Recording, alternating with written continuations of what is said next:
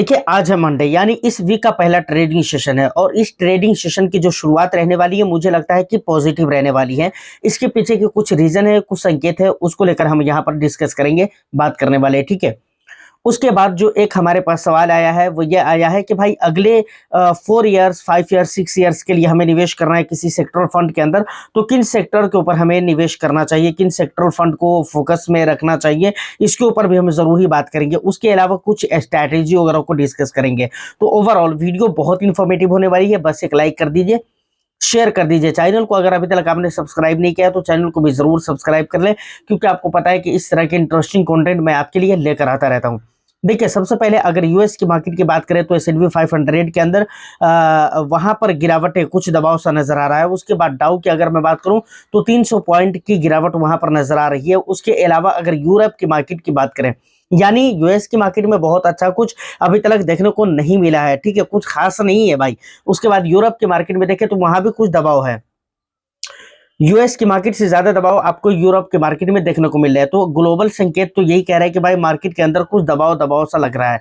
लेकिन अगर हम गिफ्ट निफ्टी के ऊपर जब नजर डालते हैं तो वहां पर हमारे को 0.60% की, मतलब 0.60% की पॉजिटिविटी लगभग इस हिसाब किताब से दिख रही है। तो मुझे ऐसा लगता है कि भाई यहाँ पर जो संकेत मिल रहा है गिफ्ट निफ्टी की तरफ से वो ये मिल रहे हैं कि भाई यहाँ पर मार्केट के अंदर पॉजिटिविटी बनी रहेगी।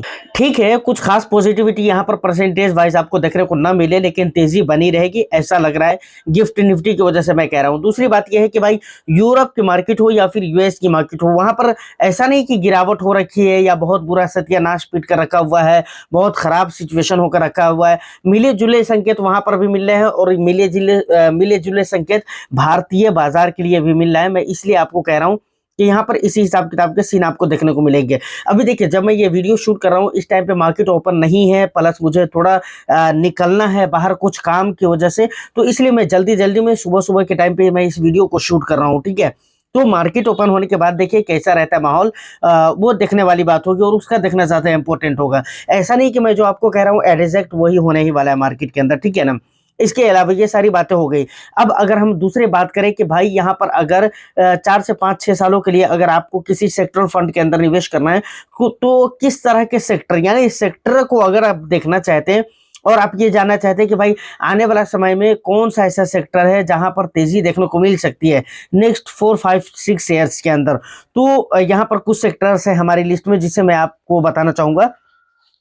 सबसे पहले नंबर पे जो सेक्टर आ जाता है, सबसे पहले नंबर पे इंफ्रा है। देखिए इंफ्रा के बारे में मैं इससे पहले भी बात कर चुका हूं। इंफ्रा को लेकर मैं ज्यादातर बातें क्यों करता हूं, उसके पीछे का लॉजिकल जो रीजन है हमारा वो ये है सर कि इंफ्रा एक ऐसा सेक्टर है जिसका लगाव डायरेक्ट इंडिया के ग्रोथ से है। मैं क्या बोल रहा हूं, इंफ्रास्ट्रक्चर ये एक ऐसा सेक्टर है जिसका लगाव डायरेक्ट इंडिया के ग्रोथ से है। और आपको मालूम है कि इंडिया के अंदर हॉस्पिटल, बहुत सारे मॉल, बहुत सारे रोड, बहुत सारे कंस्ट्रक्शन वगैरह के काम, बहुत सारी बिल्डिंगें, बहुत सारी चीजें अभी बननी बाकी हैं, बहुत सारा ग्रोथ अभी होना बाकी है। और जब ग्रोथ होगा यकीनन आप सोचे अगर बिल्डिंगें बनती है, मॉल बनते हैं या रोड वगैरह के काम होने लगते हैं तो वहां पर इंफ्रा को फायदा पहुंचेगा। तो मतलब ये इंडिया में अगर काम हो रहा है, इंडिया का काम हो रहा है, इस देश में अगर काम हो रहा है तो डायरेक्ट उसका फायदा हमारे इंफ्रा को पहुंचेगा, या फिर ये कह लीजिए इंफ्रा का जो भी काम हो रहा है देश के अंदर उसका फायदा डायरेक्ट हमारे देश को पहुंचेगा, हमारी इकोनॉमी को पहुंचेगा, हमारी जीडीपी को पहुंचेगा, हमारी मार्केट को पहुंचेगा। सिंपल सी बात है, क्योंकि सप्लाई बिजनेस आपको पता है ना, डिमांड एंड सप्लाई के ऊपर काम करता है। जिस सेक्टर के बारे में जितना डिमांड होगा जितना सप्लाई होगा उसका उतना डिमांड बढ़ता है। सप्लाई की वजह से ही डिमांड बढ़ते है भाई। सप्लाई रुक गया तो डिमांड रुक जाता है, सप्लाई बढ़ गया तो डिमांड बढ़ जाता है, चीजें महंगी हो जाती है, चीजें लिमिट होती है लेकिन डिमांड ज्यादा बढ़ने लगती है। महंगाई कैसे बढ़ती है, चीजें लिमिट रहती है, लिमिटेड रहती है चीजें। मान कर चलिए कॉपी मेरे पास एक ही है या 5 ही है, ठीक है ना, नोटबुक, लेकिन मांगने वाले 50 आदमी हैं तो वहां पर तो डिमांड इसके बढ़ गया ना, तो इसकी महंगाई तो बढ़ जाएगी ना। अब जिस कॉपी को मैं 10 रुपए के हिसाब से बेचता था, उसे मैं 10 के हिसाब से नहीं 20 के हिसाब से बेचूंगा। तो ऐसा चलता है और इसी हिसाब किताब से इसी स्ट्रैटेजी के तहत लगभग आप ये भी मान सकते हो कि महंगाई भी काम करती है, वर्क करता है और महंगाई बढ़ती है। तो मेरे कहने का मतलब ये है कि भाई इंफ्रा को इसीलिए मैं कहता हूँ कि ये आने वाला समय में अच्छा खासा रिटर्न्स दे सकता है नेक्स्ट 4 to 5 ईयर्स के लिए। उसके बाद अगर हम बात करें तो भाई फार्मा के अंदर अगर मैं आज की बात करूं, आज की मार्केट सिचुएशन की बात करूं, तो मनी कंट्रोल के एक रिपोर्ट के मुताबिक मुझे ऐसा लगता है कि भाई टेक्निकल एनालिसिस को देखते हुए और मनी कंट्रोल के एक रिपोर्ट के मुताबिक, इन दो चीजों के मुताबिक मुझे ऐसा लगता है कि फार्मा का जो सेक्टर है उसमें आज तेजी देखने को मिल सकती है। कुछ ऐसे रीजन है, टेक्निकल जो चार्ट पैटर्न है वहां से भी यही समझ में आ रहा है। और देखिए फार्मा सेक्टर के बारे में मैं जो आपको ये कह रहा हूं कि टेक्निकल चार्ट भी यही कह रहा है, टेक्निकल चार्ट से भी यही संकेत मिल रहे हैं। तो इन चीजों का जिक्र, टेक्निकल चार्ट का जिक्र फार्मा के बारे में मनी कंट्रोल ने भी अपने एक आर्टिकल में किया हुआ है, समझ रहे हैं ना। तो इसलिए मैं आपको कह रहा हूं कि भाई यहाँ पर तेजी देखने को मिल सकती है। लेकिन अगर नेक्स्ट 4 to 5 6 ईयर्स के लिए अगर हम बात करें तो वहां पर भी मुझे लगता है कि फार्मा का जो सेक्टर है वो अच्छा कर सकता है। लेकिन एक चीज और भी मैं आपको बताना चाहूंगा कि फार्मा के बहुत सारे प्रोडक्ट्स ऐसे होते हैं जो कि यूएस वगैरह से रिलेट करते हैं, मतलब यूएस वगैरह उनका एक्सपोर्ट बहुत होता है, ठीक है ना, यूरोप और यूएस वगैरह में, ठीक है। तो वहां से अगर हमारे हालात अच्छे रहते हैं तब तो फार्मा के चांसेस और बढ़ जाते हैं कि भाई यहाँ पर अच्छा कुछ आपको नेक्स्ट 4 to 5 6 ईयर्स में देखने को मिल सकते हैं। उसके बाद तीसरे नंबर पे अगर मैं बात करूं तो एनर्जी का जो सेक्टर है इसका लगाव भी डायरेक्ट हमारे इंडिया के अंदर से है। और एनर्जी का जो सेक्टर है इसके ऊपर काफी ज्यादा फोकस भी किया जा रहा है, गवर्नमेंट की तरफ से भी इसके ऊपर फोकस किया जा रहा है और आम पब्लिकों की तरफ से भी इसके ऊपर फोकस किया जा रहा है। और खुद हमारे देश के अंदर अगर आप गौर करेंगे तो आपको पता चलेगा कि एनर्जी की जरूरत हमारे देश के अंदर अभी काफी ज्यादा पड़ने वाली है। तो इसलिए मुझे लगता है कि एनर्जी का जो सेक्टर रहने वाला है या इस सेक्टर का जो फंड है वहां पर आप अगर इन्वेस्टमेंट करते हैं तो बिल्कुल आप कर सकते हैं। यहाँ पर पॉजिटिव ख्याल के साथ, पॉजिटिव थिंक के साथ आप निवेश करिए। मुझे लगता है कि आने वाले 4 से 5 6 सालों के अंदर कुछ अच्छा आपको प्रॉफिट देखने को मिल सकता है। उसके बाद ईवी, देखिए ईवी के बारे में बहुत ज्यादा बताने की जरूरत नहीं है। ये एक ऐसा सेक्टर है जिसके डिमांड में अभी कुछ ही देर पहले मैंने आपको बताया ना कि भाई डिमांड की वजह से, सप्लाई की वजह से डिमांड बढ़ते हैं, ठीक है ना। और डिमांड का बढ़ना प्रोडक्टिविटी बढ़ाती है, मतलब कंपनी को मजबूर कर देती है कि भाई इस प्रोडक्ट के ऊपर या इस प्रोजेक्ट के ऊपर आपको काम करना चाहिए।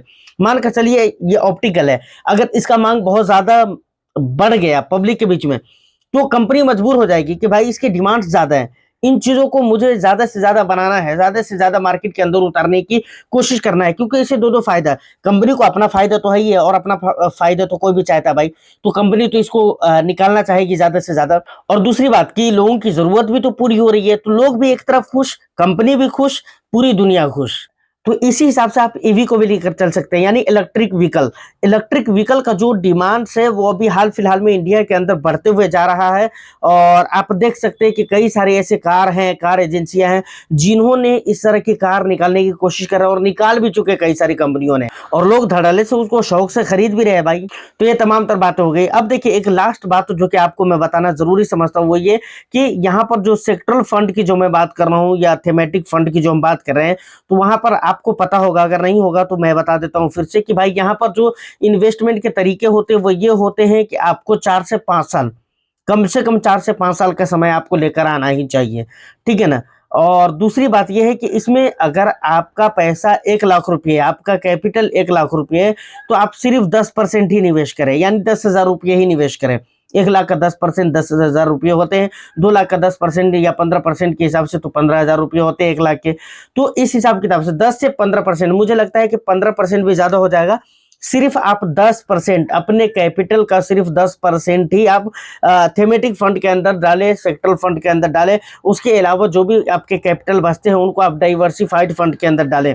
डाइवर्सिफाइड फंड के से मेरा मतलब यह है कि भाई small cap, mid cap, large cap and flexi cap, multi cap, multi asset allocation fund, इस तरह करके जो फंड होते हैं उन फंड्स के अंदर आप पैसे डालें, ठीक है। और बाकी बहुत ज़्यादा पैसे किसी एक सेक्टर में या किसी एक सेक्टर के स्टॉक्स में, इंडिविजुअल स्टॉक में या फिर किसी म्यूचुअल फंड के अंदर डालना मुझे नहीं लगता है कि भाई मुनासिब है।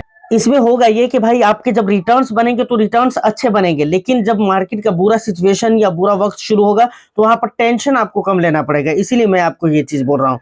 तो उम्मीद करता हूँ कि जो भी बातें थी इंपॉर्टेंट मैंने आपको बताने की कोशिश की है, और उम्मीद है कि आपको बातें समझ में भी आ गई हो।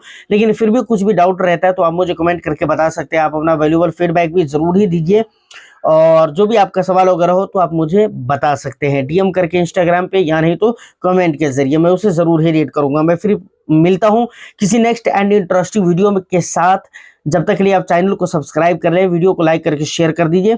All the best, thank you for watching.